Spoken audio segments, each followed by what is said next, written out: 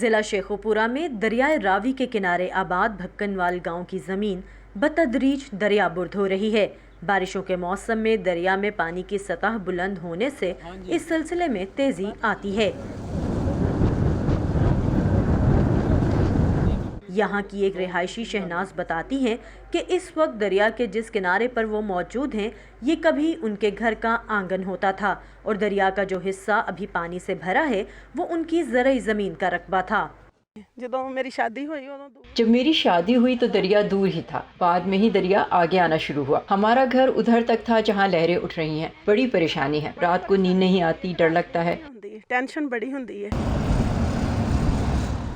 راوی siphon کے کنارے آباد گاؤں تلواڑہ کے رہائشیوں کے مطابق یہاں کسی دور میں تقریباً 150 سے زیادہ گھر آباد تھے، جو کہ انتظامیہ کی جانب سے وقت پر بند نہ باندھنے کے باعث اب کم ہو کر 40 سے 50 رہ گئے ہیں۔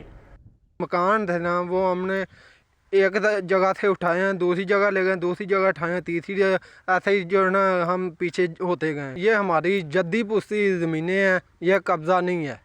دریائے راوی کے کنارے 2000 ایکڑ رقبے پر نیا شہر بسانے کی ذمہ دار راوی اربن ڈیولپمنٹ اتھارٹی کے قیام کا ایک مقصد باقاعدہ منصوبے کے تحت دریا کے کناروں کو پکا کرنا اور یہاں غیر قانونی تعمیرات کا سلسلہ روکنا بھی ہے۔ اتھارٹی کے مطابق پاکستان کے قیام کے بعد سے اب تک راوی کے کناروں پر ہونے والی آبادکاری بغیر منصوبہ بندی کے ہوئی ہے۔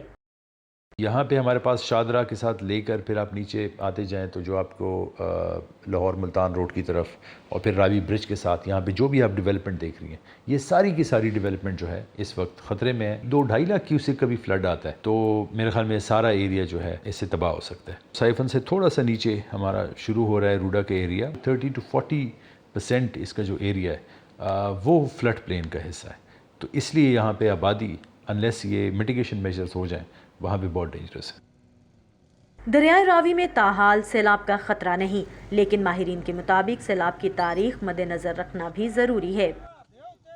ہمارے ہاں 1955 میں تقریباً 5,30,000 کا ایک فلڈ آیا۔ خیال تھا کہ یہ ایک انوملی ہے، شاید دوبارہ نہیں آئے گا، لیکن 1988 میں پھر دوبارہ ایک بہت بڑا فلڈ آیا جو تقریباً 5,75,000 کا تھا۔ لوگوں نے جب یہ خیال کیا کہ 30 سال سے فلڈ نہیں آیا تو آبادیاں دریا کے قریب ہوتی گئی، اور دریا میں فلڈ آیا تو اس نے ظاہر ہے ان ساری آبادیوں کو افیکٹ کیا۔ عام حالات میں دریا کے کٹاؤ سے پریشان مکینوں کو بارشوں کے موسم میں انتظامیہ کی جانب سے سیلاب کے خدشے کا الرٹ ملنے پر اپنے گھر، زمین اور مال مویشی کی فکر ستانے لگتی ہے۔ ڈی سی او صاحب جو شیخ پورے والے ہیں وہ آئے ہیں ادھر موقع پہ موجود، انہوں نے آگے یہی کہا کہ آپ کو محفوظ جگہ پہ لے کے جا رہے ہیں۔ ہم نے کہا محفوظ جگہ ہماری یہی ہے۔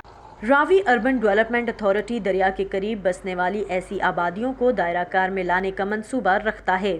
رگ جھوک کے ساتھ جہاں پہ راوی آ رہا ہے تو وہاں پہ ہم ریٹیننگ وال نہیں کر رہے، وہاں پہ ہم سٹون پچ اور اس کے بعد ایمبینکمنٹ بنا رہے ہیں، بیکاز اس کے ساتھ فارسٹ جو ہے وہ اس کا ایک کور بنے۔ جہاں پہ ہم آئلینڈ ڈیولپ کر رہے ہیں وہاں سے اگر دریا گزرتا ہے تو وہاں پہ ایک ریٹیننگ وال ہونا بڑا ضروری ہے، جو ابھی کرنٹ کورس ہے اور اس کو 1000 میٹر تک لے کے جا رہے ہیں۔ بعض متاثرین دریا کے پاس مزید رہنے کو اب اپنی جانوں کے لیے خطرناک سمجھتے ہیں۔